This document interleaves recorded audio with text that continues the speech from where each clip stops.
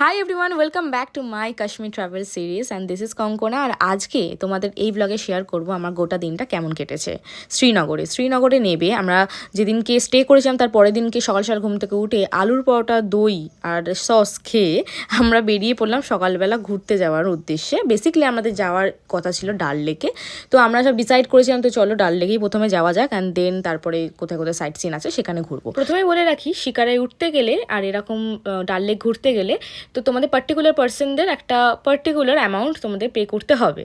তো আমরা যেহেতু অনেকজন ছিলাম, তো আমরা অনেক বার্গেনিং করে করে পার পার্সন 500 টাকা করে নামিয়েছি। যারা এইসব জায়গায় যাওনি তাদের জন্য একটাই টিপস, প্লিজ গেলে বার্গেনিংটা করো। বার্গেনিং না করতে পারলে তো সব লুটে আসবে, এইটুখানি গ্যারেন্টি। এরপরে আমরা ফ্লাওয়ার গার্ডেনে গেছিলাম, যেটা সব থেকে বড় ফেমাস জায়গা, যেখানে টিউলিপ হয়েছে, এত সুন্দর দেখতে লাগছিল।